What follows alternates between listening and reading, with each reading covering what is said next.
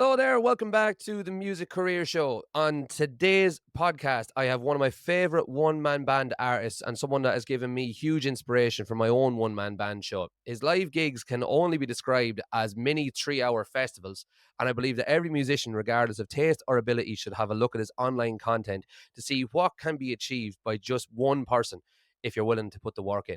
So this is Kjetil Linnes. Good morning, Kjetil. It's lovely to have you. Good morning. It's Thank you. lovely to see you. Thank you very, very much for coming on. I've been wanting to get you on the podcast for since I started, and I've admired you and what you do with all the foot drums and your mental stage rig for years now at this stage. So it's a pleasure to have you on. Thank you. But Thank you very much. so for people that might not know who you are just yet, why don't you introduce yourself in your own words and tell us what it is that you do? Okay, I'm a guy from Norway, Alta in Norway, which is a town up north in Norway, and I'm 57 years, and I've been playing music since I was 11 or 12, I think. I got my first guitar from my dad at 11, Okay. and uh, and since then I've played a lot of bands, and I've had I have a recording studio, and yeah, music is my life. It's always been. Good So stuff. yeah, Good stuff. So you mentioned there you were 11 when you got your first guitar.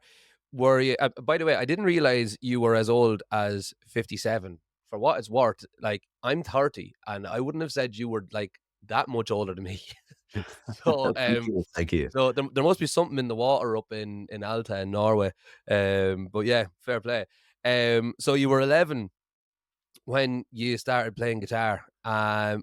Did you get lessons or what did you do? No, no, we were like four guys from our class that we don't had any instrument at first, but we played in a school orchestra, like Uh-huh. the drums. Yeah. And actually, I got a recording of me and my mate that sings Beatles in harmony with just the drums, and I think Alright. we were like 10 or 11 years old. So that's kind of cool. And from that, I've got my first guitar, and the other ones got instruments as well. So we started. We put up a band when we were like 13, I think, and the first band was called Teenage. Okay, very good. That sounds So fun. yeah, and from that point, uh, we played in a lot of we had a lot of bands actually. Yeah. So and yeah, that was the beginning of it all. That was beginning. So you just between you and your 3 mates, the 4 of you just sort of helped each other learn and taught each other. If you learned one thing, you'd teach it to your mate and vice versa. Yeah, yeah, that's how it worked. We didn't have any teachers or something. It was before all the culture schools and everything. So we kind of we listened to our records, and we tried to pick up the chords and the lyrics. So Brilliant. it's the hard way, I think. Yeah. Yeah, what in fairness though, that was pretty much how I started as well. I had 2 mates in school when I was 11 and 12, and they picked up a guitar, and I was just like, yeah, I'm gonna have to pick up a guitar as well. And same as you, I'd learn one thing, I'd teach it to the boys would learn another thing, and they'd teach it back to me, and that was basically it. And same as you, I literally just I never really had I had 6 lessons at one stage. But mostly self-taught, just listening to the music, um trying to play back what I heard. I used to love putting on just AC/DC albums because I knew that it was always going to be like just 3 or 4 chords, and I could probably figure them out fairly easy. And that was basically how I learned to play. So yeah, definitely, definitely the hard way, but probably ah, I don't know if I would have if I would have loved it as much if I'd had lessons. Some people are suited to lessons. I myself, I'm a music teacher. That's my business. I run a music school here in Aberdeen in Scotland. But I don't think the lessons would have been necessarily for me. But hey ho. So you started your first band Teenage, I love it. Did you get anywhere with that? Yeah, we had class gigs. We played for our school friends and like that. Okay. Yeah, and the funny thing is, we rehearsed at my place. So I had all the instruments during the week when we didn't rehearse. So I was first. I got my a guitar, but uh, in the meantime, I between the rehearsals, I picked up the bass guitar as well, Mm, cool. and and then I learned a song on bass that we're going to rehearse the next time, Uh, and when we got together to rehearse that song. Uh, our bass player didn't know the song, so I had to show him. So then he said, "Okay, why don't you play the bass guitar?" And so from that moment, I was stuck uh, with the bass guitar, and that's how I come the bass player in the band. oh, so you And you went and from the bass guitar to and bass have followed me since. So in almost every band I played, I play the bass. oh, right. See, that's funny because I do know that I don't know if you're still doing it, but certainly in the past few years you were doing a Beatles tribute, and as far as I know, you were the bass player in that. Was that right? Yeah, yeah, that's correct. Yeah. Very good. So what was your like what were your first instruments like? Were they like was it just the standard nylon string guitar that everyone has, or did you have something a bit more substantial? The first guitar I think was a Hagström electric guitar, Oh, very and nice.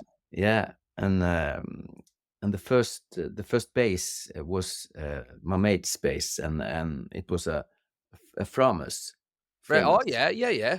and it was so hard to play. I remember I had to push those strings so hard, my Yeah. fingers were.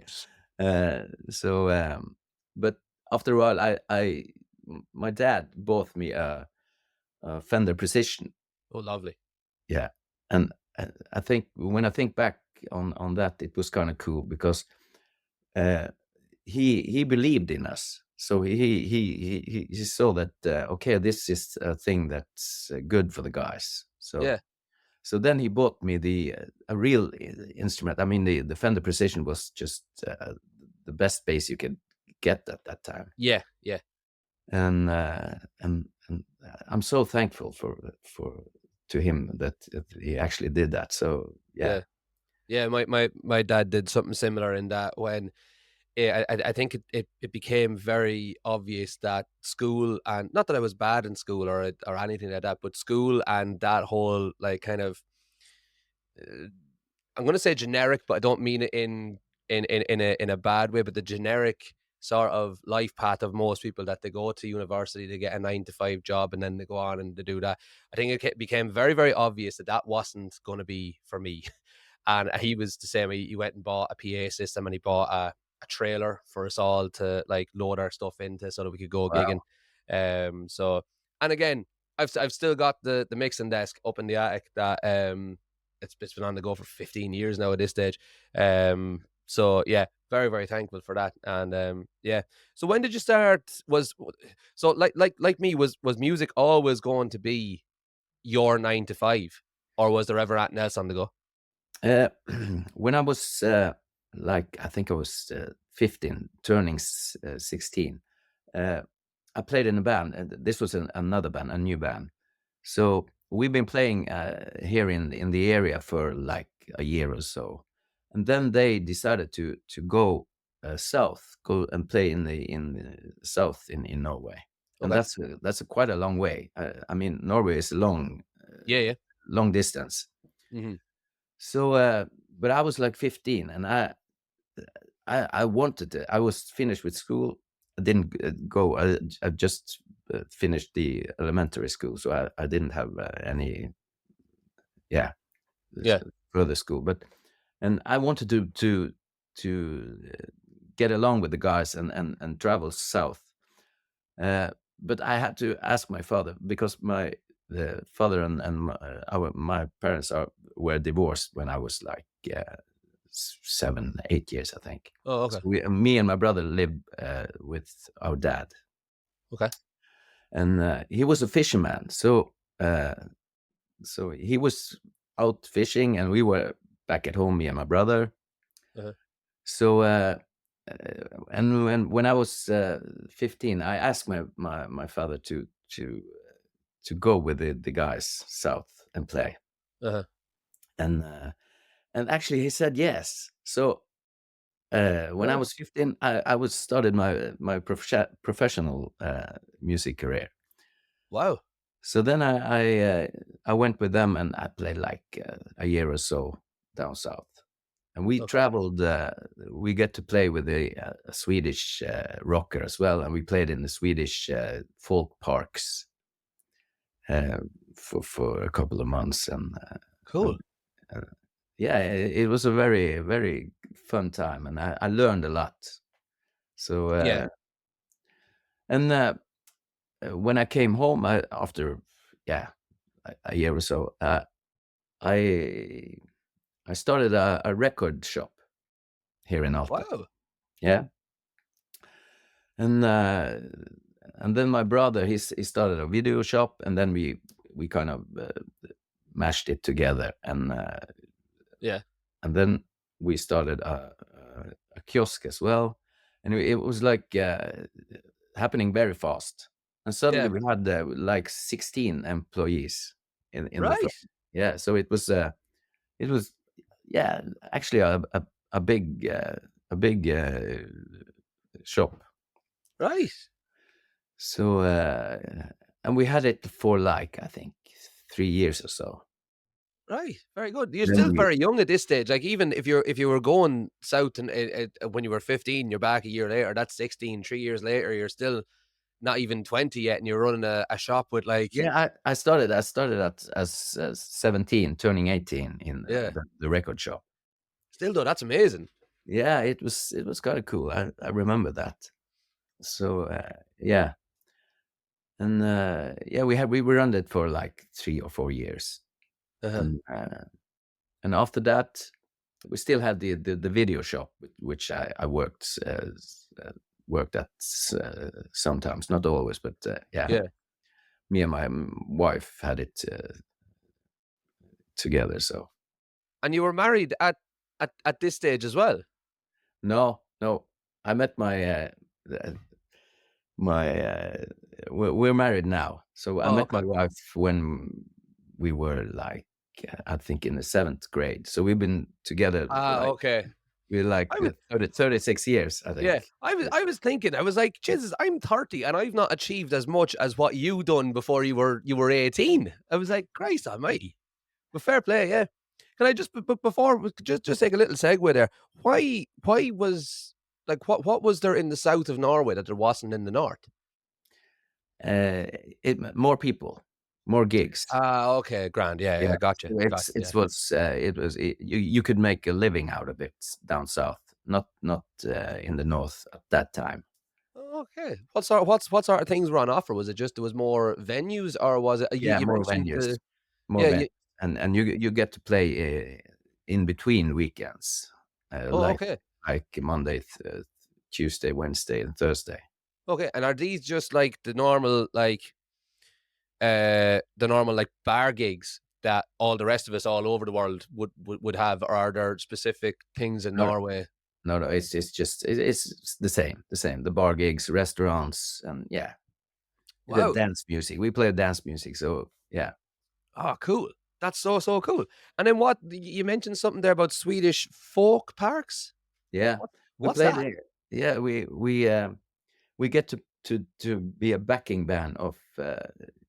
He was actually kind of famous in Sweden and Norway and Scandinavia during the 60s. Yeah. Jan Rode, yeah, Jan Rode. He was like a rock and roll king in the Okay. 60s, and yeah.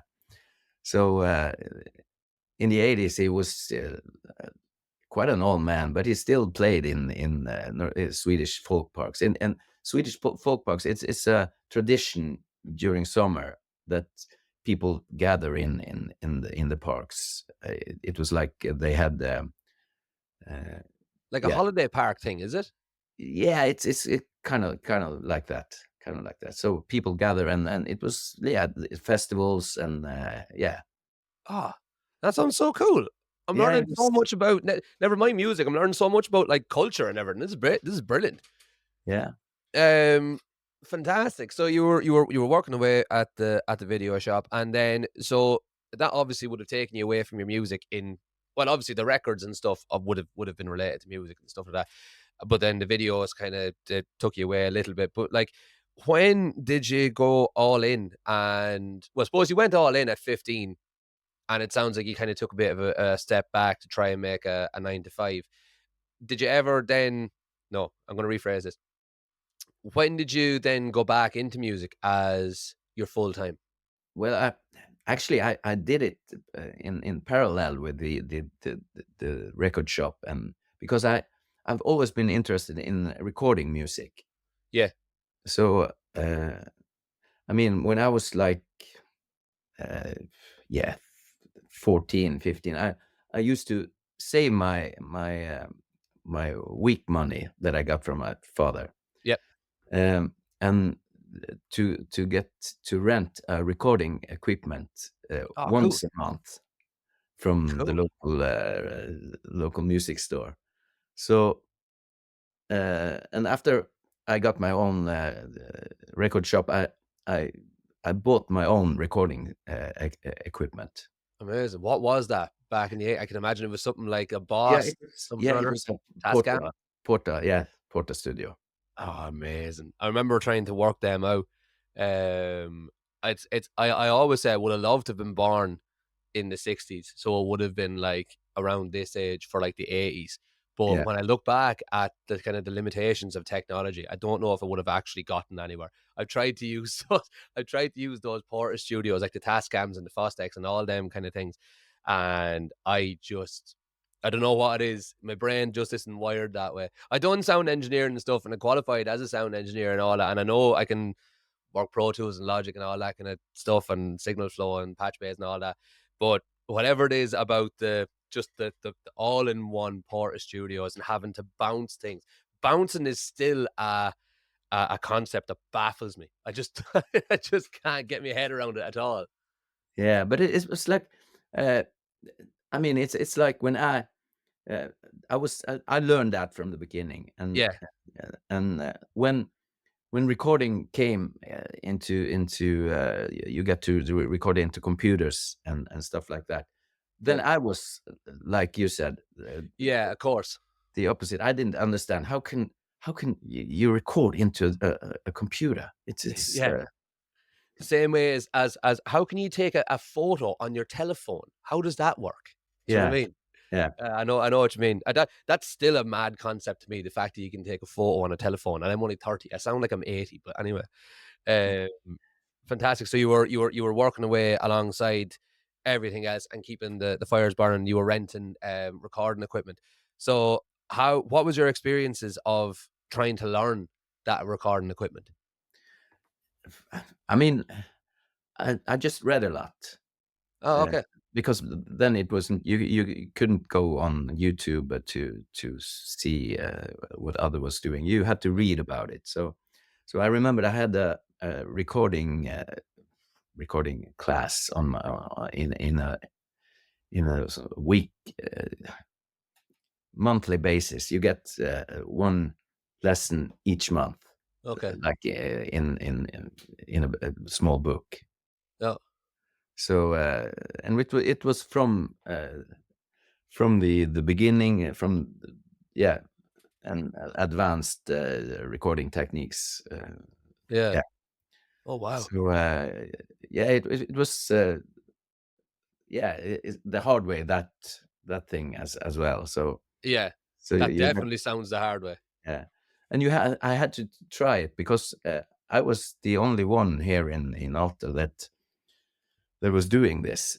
So I had no one to ask or no one to show me. So I had to try out different techniques with microphones and yeah, Yeah. yeah, Cool. So effects. and you're obviously now for anyone that's listening to this on just the podcast form, the audio form, you're sitting in a studio with a fantastic rack of stuff, and you've got, is that what is that? That's Logic that you've got open, is it? No, actually now I'm working in Luna. Oh, Uh, I've not heard of Luna. yeah, Universal Audio. Oh, yeah. They have I a knew that they had their own DAW. I just hadn't heard that's what it was. How does it compare to the likes of Pro Tools or Logic or anything like that? I love it. I love it because it's so intuitive. How do you say it? Intuitive. Yeah, intuitive. Uh, because it's like having a mixing desk in front of you.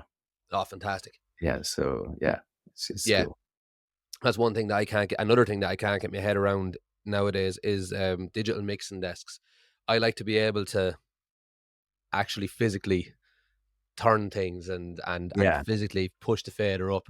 Whereas if you're having to go into menus and menus and menus of stuff and trying to get into one channel, is, it confuses the life out of me. But hey Yeah, I ho, know what you mean. And actually now I had a lot of analog stuff as well here in my studio. yeah. So, but uh, like 7 or 8 years ago, I just packed it all in away, All the and analog stuff. yeah, the analog stuff, and but I have a son that's very interested in recording as well. Okay. So when he saw what I got in my closet, he was just, "Wow, Yeah. I have to get to work on this." Yeah. So Yeah. I had to put it all back in my studio. Oh So well. so I got it all wired up and patch a lot of patching, and so because he's using the recording studio a lot these days. Oh, okay. What sort of stuff does he do? Uh, it's yeah, the last production he had was uh, kind of a hard rock band.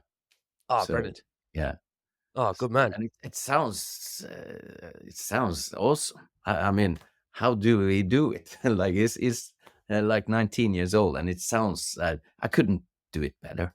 I So know. yeah, It's funny. It's funny the way that works, isn't it? If you yeah. hear I was saying to you before before we started recording, I'm a big Van Halen fan, and obviously Eddie Van Halen died 2.5 years ago now, and I don't know. Did you see the Taylor Hawkins tribute concerts? Just part of it. Just part Just of it. part of it. Yeah. If you watch Wolfgang Van Halen, so if you don't know, Wolfgang Van Yeah, Halen is yeah, Eddie Van Halen. yeah, Yeah, of yeah, course you do. Yeah, if you've watched Wolfgang's performance, it's as close to Eddie Van Halen as it's possible to be. It's honestly, close your eyes, it's nearly identical, and it's absolutely amazing, amazing how that works. yeah, So like you're saying with your son, no idea how he does it. Eddie said the exact same thing about Wolfgang. So Eddie, arguably the best guitarist there has ever been, yeah, saying yeah, about his son, no idea how he does all this stuff. There you go. It's a yeah. good one. It's a wonderful thing. So Chetel, the way that I was introduced to you was through an instrument that we both play, farmer foot drums. So how did you come across farmer foot drums, and what, like, or even like, what made you think, I know what I'm going to do? I'm going to play drums with my feet while playing guitar and harmonica and all this other stuff. How did that come about? Uh, well, actually, it was in 2009. Uh, Mhm. I had my first request to play as a troubadour. I haven't Okay. played it before 2009. So then I had my first gig just with the guitar and singing Okay. at the local bar, and uh, I like that very much. Yeah. So so I was thinking, this is a cool thing. I want to do this more. Mm. And then I rehearsed a lot of songs, and when I played out on the pubs and everything, I noticed that it's something that's missing.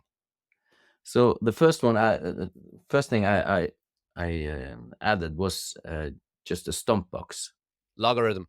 Yeah, Yep. and then I found out, okay, I need the backbeat as well, Yeah. and then I had the it was a hi hat, I think, the Okay. first. So I had the stump box and the hi hat, and uh, and then I was kind of interested in like foot drumming, and I saw it on I I googled it, Uh-huh. and then I found a lot of uh, how do you say, Like homemade stuff? yeah, homemade stuff, a lot of different kind of foot drums.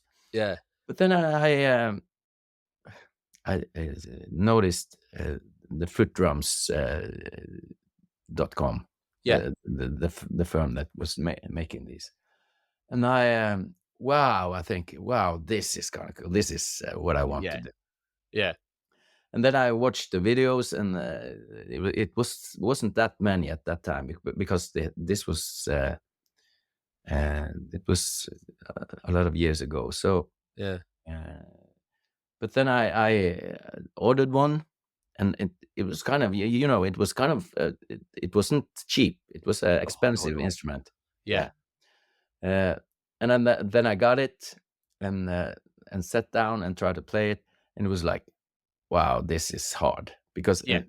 yeah, you know, it I was do. when you first sit down with it, it's like writing with your left arm, Yeah. if you, yeah, 100%. Yeah. Yeah. yeah. Uh, but then I thought, okay, I can't return it, because that's too much hassle. So Yeah. I had to learn this. Yeah. So actually, I uh, I rehearsed a lot. I remember I was log logging all the rehearsals. I think I rehearsed like 1 or 2 hours for like 8 months, I think, Oh, wow. before I took it out on my first job. Oh, okay. Okay. That So is a steep learning curve. Like you say, and especially I've had mine for about 6 years, 5, 6 years. And even then there was you, and there was Lucas Day in Australia, and there was, who else was there? Mark Smith over in America, but there wasn't enough that, and Eric Dane Jakwe. But there was only, like I said, a handful of you guys that were actually making it sound like an instrument, not as in like actually making it sound like what it's intended to be, and as a one person band, as opposed to an awful lot of other lads. And I'm not knocking them at all. It's a hard instrument, but an awful lot of them were. It didn't sound as it sounded like something else. It didn't sound yeah, like the way it was intended. So when I was learning, like you're saying, it's trying to write with your left hand, or trying to tap your head and rub your stomach at the same time. Yeah. Even if you've got experience in doing it, it is still it is it's still it's hard. I always tell people that it's easy because I don't know. I don't know why I tell people it's easy. But no, that's not true. I don't tell people it's easy. I tell people that it's a very achievable thing. I'd say if you can drive a car, you can do this, because in driving a car, you're doing stuff with your hands, you're changing gears, doing stuff with your feet. You can drive a car, you can play a foot drum. But that's yeah. So yeah, I can imagine, as hard as it was for me to learn 5, 6 years ago, when there was more content available from the likes of you guys. When you were learning it, there was literally no content available. no, it was yeah, you have to learn it by yourself. And what I was real stressing about, it had to be steady, like when you play it. Because if it isn't steady, it's not something to listen to Yeah, for other people. 100%. Yeah, Yeah, so it has to be like a real drummer, yeah, or so that's why I I hesitated to take it on the road for as long as my 8th month. And I remember the first year I had the foot drum on my gigs. It was like I was not looking forward to the evening playing. It yeah, was like, fucking, I have to do this. yeah. And gradually it was I was getting better, and obviously now I don't think about it. I just it's You just just do it. yeah, yeah, I just do it. So Yeah, yeah. yeah. I know what you mean. And so like your sound when you're live sounds probably better than most. Like I said, there's only a handful of us foot drummers, and I'm not including myself in this, that actually when we're playing, it is flawless. It sounds like a drummer. There is a drummer there, and I know what you mean. It's like when you're doing the kick and the kick and the snare thing, you can't miss out the extra hi hat on the end, as in like the four and you can't miss that out, or else Oh. it's like it's a big gaping hole at the end of the bar. So how do you get your drums to sound as well as they do when you're playing live? Uh, at first, I was just using regular mics on the kick drum and on the snare drum and on the hi hat. Mhm, But I soon found out, because uh, I mean, I have a studio, so I'm a sound guy. mhm. So I want things to sound like the real thing. Yep. And and I found out that it was hard to get the live sound full, Yeah. like a full drum kit. Mhm. So so then I added some triggers. Yeah. So I have triggers on the kick and on the snare, Okay. and so I add samples of the kick and the snare, as well as the acoustic sound. So I Okay. blend them into the acoustic sound that I have. So yeah, Yeah. From so what it's I've seen, it's a serious operation when you go out to gig.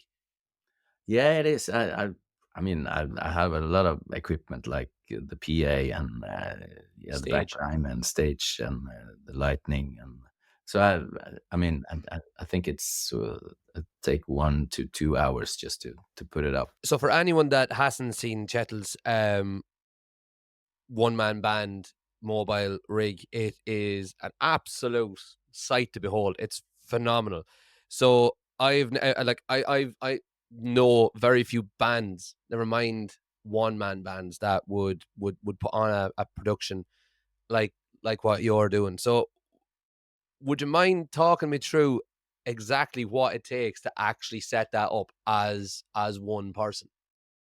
As I've always wanted to know this. I've seen every video that you've ever put up of it, and I've always wanted to know what actually goes into it. Yeah, I mean, it's like from the I build up a little stage, Uh-huh. and and uh, and all of these things I've just found out on YouTube, uh, Yeah, different kinds of things to do, ways to do it. yeah, So I have a little stage, and I have uh, like I have a backdrop, yeah. which nowadays is actually it's the Abbey Road Studios. Is that what it is? Yeah. Brilliant. Amazing. I seen the new one when you got it, and I was wondering what that was. That's fantastic. Yeah. And so I have all the lights I have controlled from a DMX controller, and I have I have a footboard with like 10 different presets. For So I just controlling the when I lights. yeah, so when I Okay. just sit in front, and that's in front of the foot drums. Yeah. So some from when I'm finished with one song, I just uh, push one button, and then the whole set is in a different lighting. Fantastic. And That's yeah, and that's the lightning. And then we have the sound. I don't use a regular r- uh, mixer. I uh, use Apollo Universal Audio Apollo sound card, which has oh, okay. yeah, and it has 8 different mic pre's. Okay. So I get to use all the plugins that I use in the studio In Luna. in Right. Luna. Yeah.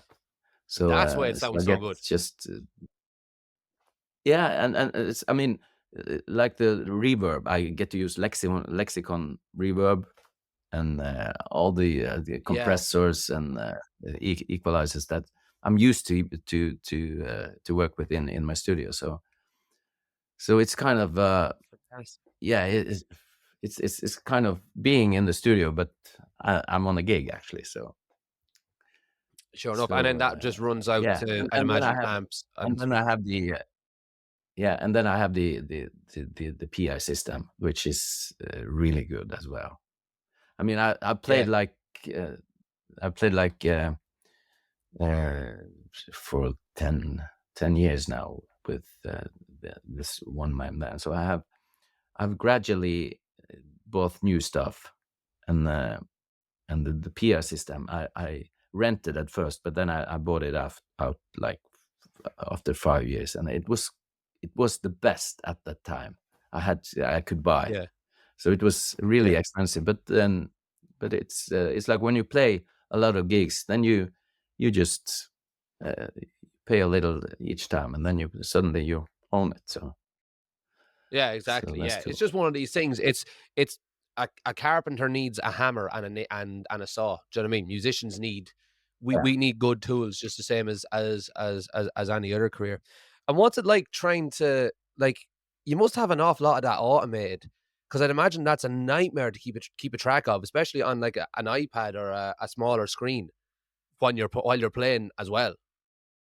Yeah, I have a iPad with all the songs. I think I have like 400 songs on the set list, and actually the app that I'm using on the iPad is made by uh, our keyboard player in Norwegian Beatles. Oh wow! So that's very cool because if I need anything from that app, I just say to him, okay, I need that kind of yeah, and he makes it. So So what is the app commercially available or yeah, it's on Apple Store. It's what's it called? Set Wizard. Set Wizard. Okay. Yeah, So basically you upload all your songs to that, all your chords and lyrics and stuff. And I did notice before that you were using like a metronome as well for like your loops and stuff. Is that yeah, included in that?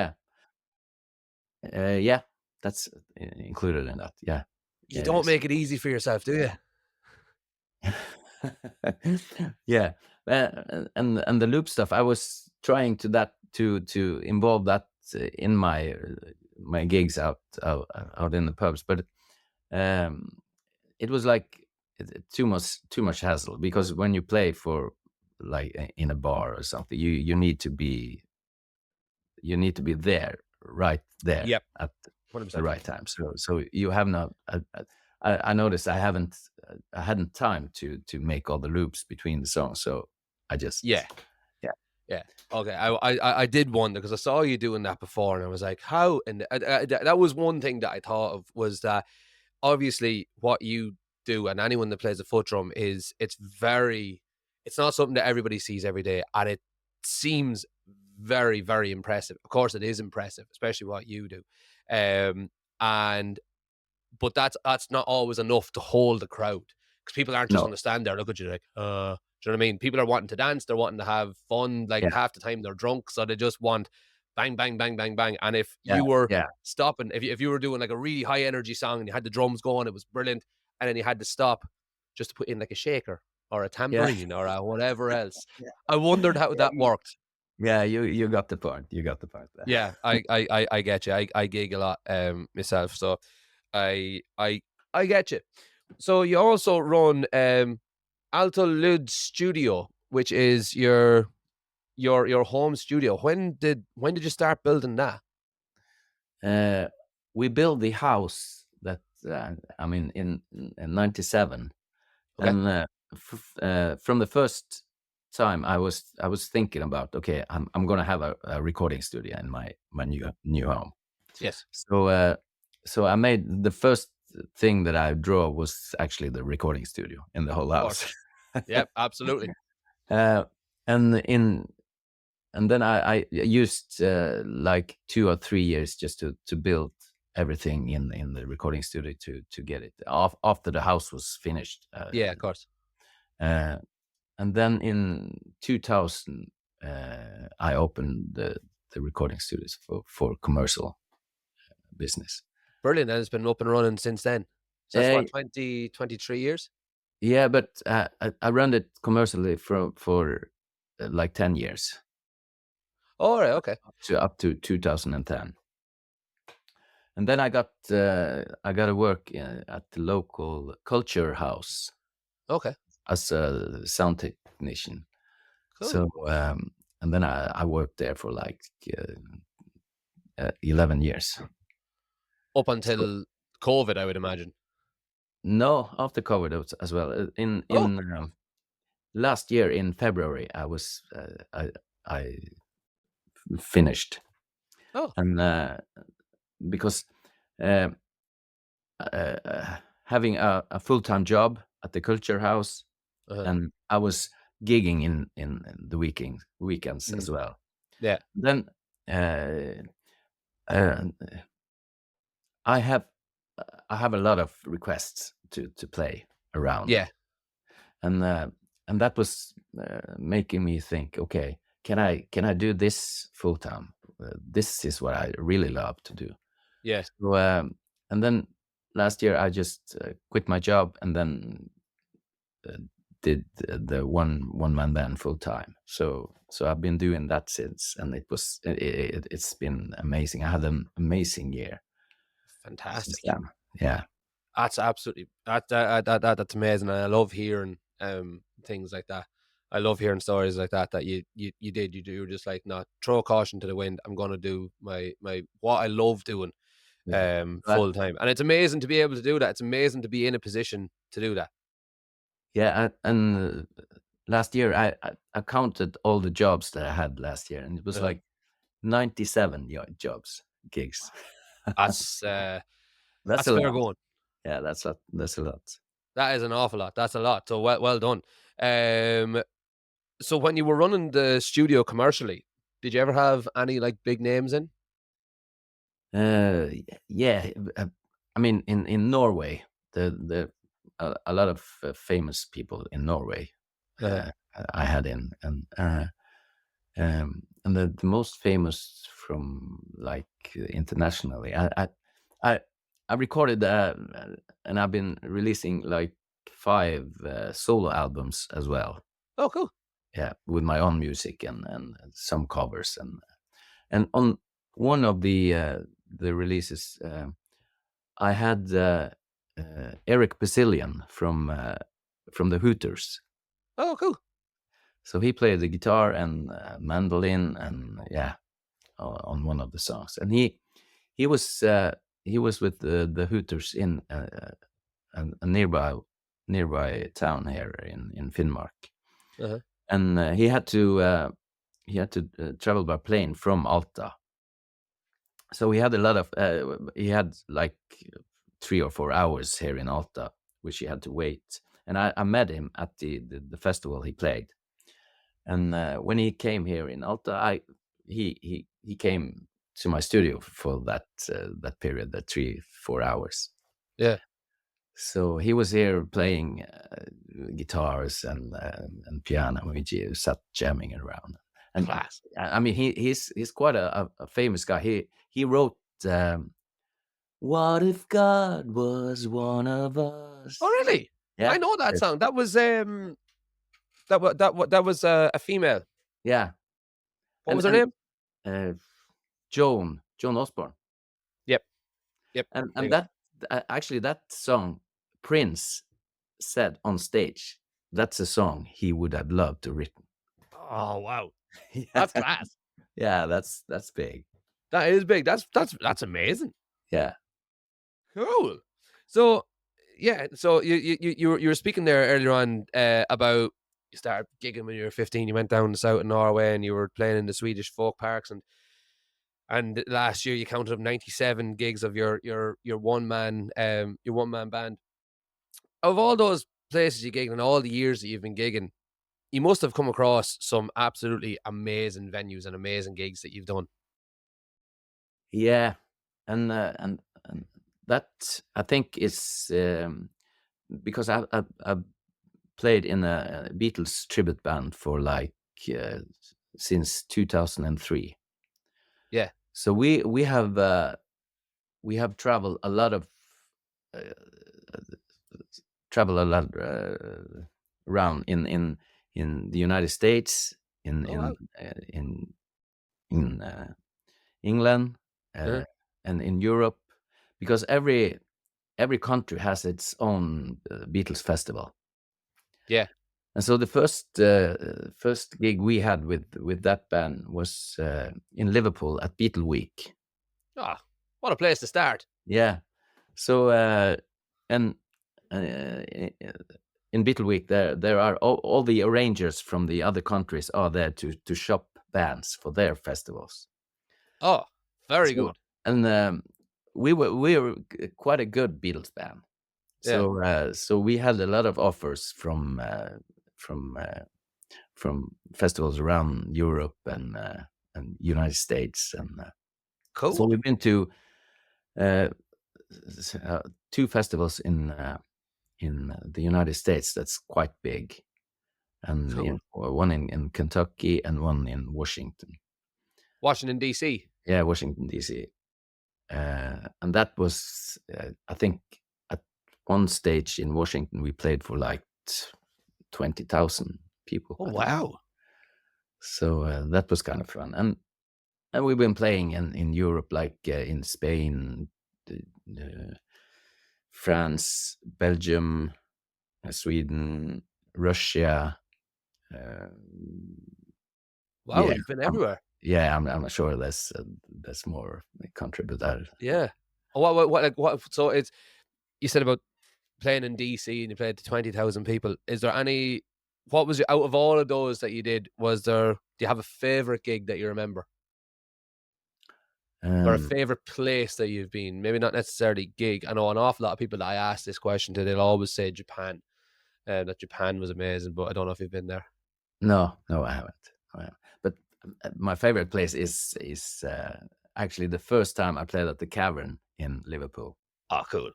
It was magic. So I And we you playing the Beatles tribute in the cavern? yeah. Oh, that's so cool. That is so, so cool. So I've never been to Liverpool. Either it's another place that's on me to do this, but I'd love to go to the Cavern Club and just see what it's like. It looks so cool. Is it really? It looks tiny. yeah, it is. But it's like when we first played there in 2003, it was they had no ventilation system, and Oh, wow. you have to walk down 6 floors under the the ground. Oh, wow. So it's quite you're down under, Yeah.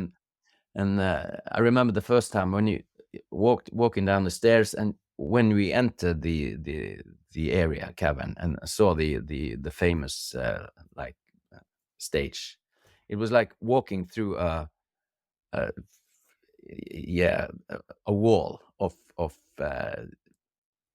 heat and Sweat. humidity. Yeah, humidity. So it was like, but it was.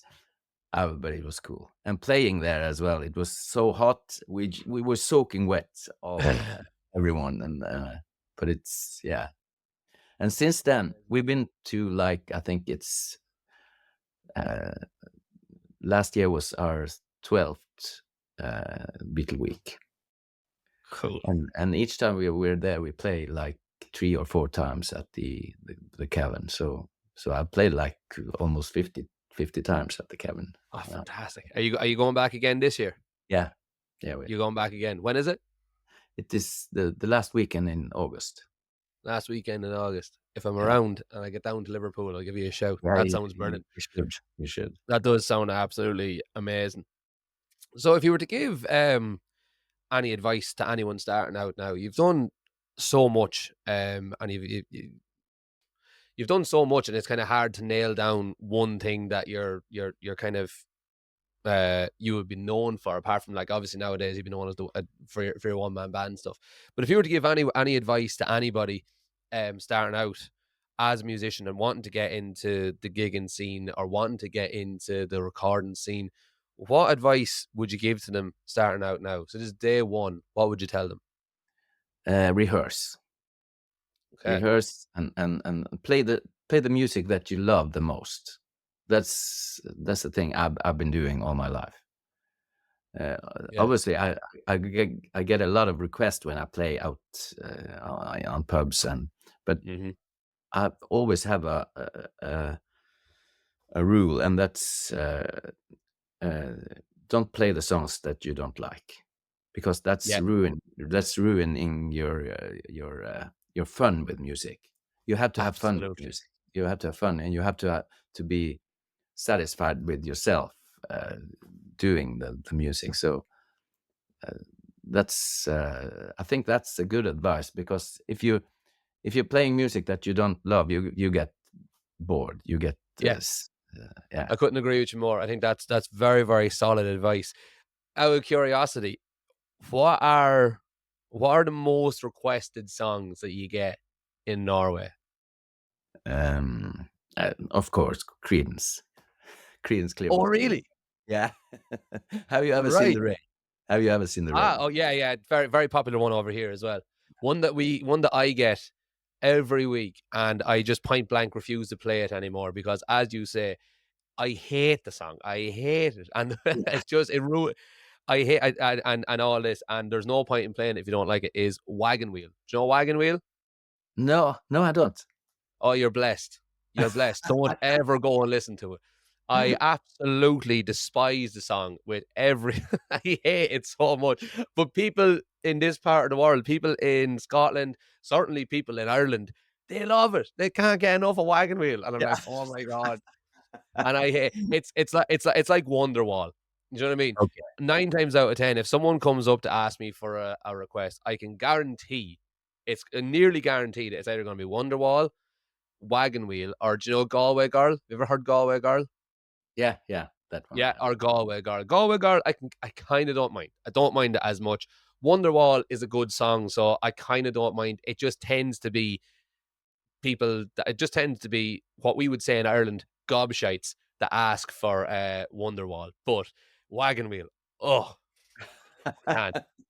I can't. I Yeah, can't. I can't cope with it. And yeah, there's a legend that Wagon Wheel was actually written by Bob Dylan, which blows my mind. But there you go. Either way, Wagon Wheel needs to get itself in the bin and stay there forevermore and never see the light of day ever again. But anyway, before we started, you were telling me about and I can't. I'm sorry. I've the name has escaped me, but an indigenous Norwegian person that came in to record in her language. yeah. It was a girl from a nearby town, Uh-huh. Wenche Maria Hetta, and she's from the Sami people, ethnic people here in Norway. Okay. So she was doing a a cover of a Per Gessle song, Per Gessle from Roxette, Yeah. and he sang it in Swedish. So she wanted to sing it in Sami, which is her native language, Lovely. and she had the yeah, she was how do you say it? Yeah, she had the permission to do it from the record company, because you have Oh, to, cool. yeah, you have to get that before you can translate it. Oh, And she got that, and we recorded it. She sang it, and it was kind of cool song. So when we were finished, she sent it over to Per Gessle, just uh-huh. to let him listen to it. And he actually he liked it so much, he posted it on his own Facebook uh, wall, Fantastic. and that's kind of cool. That's very, very cool. I love that. I love those little anecdotes. Um, Fantastic. I'd never heard of Sami at all, I have to say.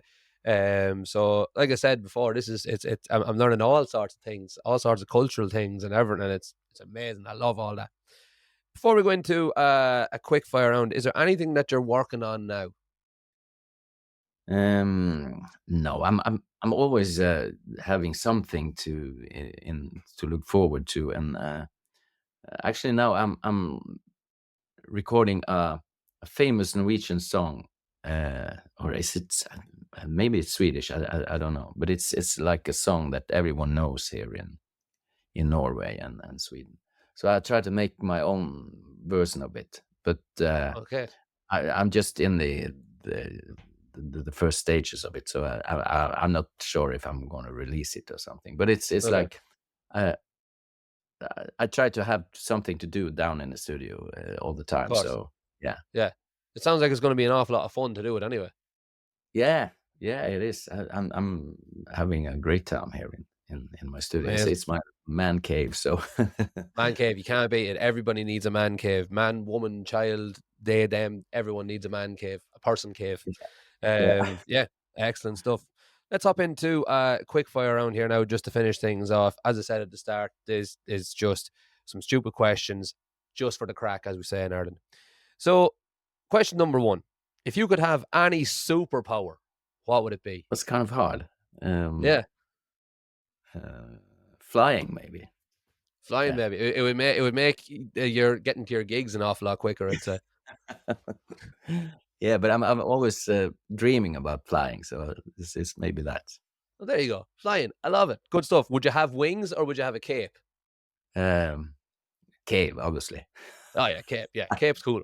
Cape's Yeah, cooler. Less maintenance. I'd imagine with like wings, you'd have to like I don't know, like start your feathers out and make sure it's like brushed and like washed and all that kind of crack. Cape, you just throw it in the washing machine. You're grand. Cool. What's your favorite film?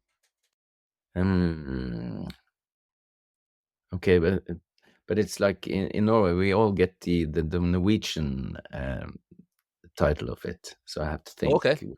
what's the original title. It's an old one from the 80s, I think. It's Frihetens Regn was the Norwegian title of it. I have to Google. I googled that because I couldn't even begin to think of what you just said would translate to in English. Sometimes I can kind of half make an attempt if it's like in Spanish or if it's in German or something like that. But Yeah, it's uh, Shawshank Redemption. oh, Shawshank Redemption. Yeah, Oh, the Andy shows Dufresne. Amazing film. 1994, The Shawshank Redemption. Fantastic. What's it called in Norwegian? Frihetens Regn. Wow. And does that then Freedom Reign. Freedom Reign of Rain? Oh wow. yeah, Reign of That's Freedom. so that's so interesting. That's so interesting. So like, okay, this has sparked a totally different thread of conversation, and I'm going to roll with this. So if I was to say, like, let me think of a different, really famous, like Jaws. What is Yeah, Jaws called in Norwegian? Høysommer. Shark Shark Summer. Summer. This is amazing. What about we'll do two more. What about like the Breakfast Club? Frokostklubben. No, it's the same. It's the It's same. the same. Oh, that's a bit Yeah, boring. What about Ghostbusters? that's also the same. Ah, oh no. Okay, right. No, I have to think of another one that's going to be like, um, I don't know. I can't really. I need to like put some thought into this because that's the Yeah. most the most amazing thing that I've ever come across. Shark Summer and then Sure. Freedom Rain. Oh, these would be like amazing quiz questions if they came up. What is yeah, amazing. I love it. I love it. I love it. Right. I'm gonna have to go away and think about that, and Yeah. I'll text you with some. The Silence of the Lambs is like, and that's in Norway. It's Nattsvermeren, the nightly swarm. I don't know if swarm if it is an English word. Oh It's wow, it's night. It's a it's a it's an insect, I think. Night night swarm, swarm. Yeah, night swarm. swarm. Yeah, I Oh think. wow, the Yeah. nightly swarm. Oh my god, this Yeah. has opened up an entire can of worms. I love this. That's amazing. I'm gonna start including this. Anyone that I interview from now on that doesn't natively speak English is getting asked this question. What are these films called in in your country? Yeah. This is fantastic. Okay. So next question, right? If you could travel to anywhere in the world, where would you go? Um, Bearing in mind you have been to loads of places in the world, so is there anywhere that's on your bucket list or anywhere that you'd like to go back to? Yeah, the Maldives. Oh, the Maldives, good stuff. Yeah, Have you ever been there? no, no, but No, it looks I good though. just yeah, it looks like paradise. So It does. It looks lovely.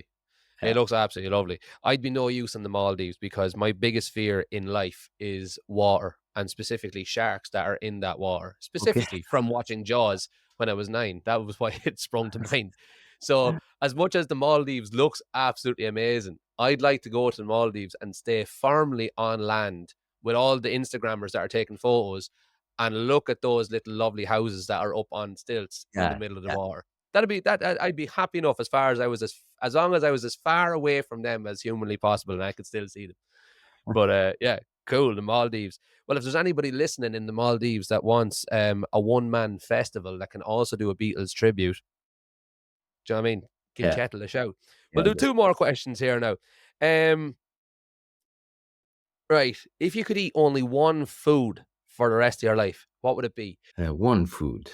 Hmm. One food from anywhere in the world, from any type of food, anything at all. But it's the only food you can eat for the rest of your life. Uh, I was hoping it was a drink, but then I could have said Or beer. drink. You can say drink. Yeah, beer, obviously. Beer. I love beers. Yeah, love it. Yeah, and it's like when I'm gigging as well. That's one of the jobs, uh, one of the few jobs. Maybe that's the only job you can sit and drink alcohol, Yeah, it's and and amazing, isn't it? it's no one think No, it's wrong half the or, time. No, half the time it's part of the show. When I used to live in yeah. Spain, we used to because we were singing every single night. You'd be singing for 4 or 5 hours a night, and your voice would be gone, and your throat is like sore. And we used to get shots of sambuca every like 20 minutes, just so that Oh, it would numb the pain of singing. And the bar staff used to come up, so we'd be playing away and whatever, and the bar staff would see you be playing away, and the bar staff would just come and pour it into you, and you drink, and then you go back to singing, and it was all part of the show. It was so oh much yeah. fun. I couldn't do it now. That was great when I was like 19, 20. I couldn't do it now, but yeah, cool. I love that. Fantastic. Let's do um let's do the last song here and we'll finish up then. So if you could only listen to one music artist or band for the rest of your life, who would it be? That's an easy one for me because I've been a Beatles fan all my life, Yeah. and I've been listening to the Beatles all my life, and that's the one band that I don't get tired of listening to. I had a feeling they would be the Beatles. I had a Yeah, feeling. because That's they that's have that's fair so. enough. I, I I mean, they have so much different styles, Yeah. I remember they, studying the Beatles in school, and I'd never actually heard the Beatles. Well, it's not that I'd never heard the Beatles. I'd never intentionally went and listened to the Beatles before we studied them in school in music. And the three songs that we studied were Sergeant Pepper, When I'm 64, and She's Leaving Home. Three totally, totally different styles, genres, just yeah, everything. And yeah, so that's a good one. yeah, That is a really, and really good one. it's like since I've been playing the Beatles. I know it's so much in the music that you Yeah, don't you don't actually know when you listen to it, but it's like a part of the whole package. Uh, yeah. so That's there's actually an interesting question to me. so many layers in the music. Yeah, of course. Yeah, no, Yeah. I couldn't agree with you more. And I actually kind of, I said I was going to leave it on that question, but I've got one more question that I think would be really interesting for anyone listening. So, when you're doing your Beatles tribute, how do you tackle things along the lines of like "She's Leaving Home" or "When I'm 64" to have like those orchestral arrangements in it? We have a keyboard player that is uh, Ah, he's awesome. So and he tackled almost everything. okay. Well, then that So answers that. That's fair, fair enough. yeah, I'm delighted that you didn't say it was just a backing track or something like that. no. I've never used backing tracks, and I'm never going to use backing tracks in in No, my not appearances. not putting down anyone that does use backing tracks, but I feel very strongly about it as well. I feel Yeah. very, very strongly about it. Especially when you've got people that market themselves as one man bands using backing tracks. And now I'm talking to you that literally you basically take Glastonbury with you to every single gig and put on a one man band. So before we say goodbye, then, Chet, where can people find you? Well, I'm gigging mostly in the area where I'm from in North Norway. So Okay. this weekend I'm going to Tromsø, and yeah, I have 3 gigs this weekend in Tromsø, so it's gonna be fun. Friday, Big Saturday, and one. Sundays. Fantastic. And what about online? Where can people find you online if they want to get in touch? Um, just visit my Facebook site. It's Facebook. yeah, Excellent. Yeah. you So find you even find if you everything. aren't a musician, get yourself to Chetel's Facebook site. Have a look at all of the amazing videos that he puts up of his one man band rig, and just watch it in awe, as I think everybody should do it. Chetel, it's been an absolute pleasure talking to you. Thank you very much for your time. Thank you for being involved. Thank you very much. My pleasure.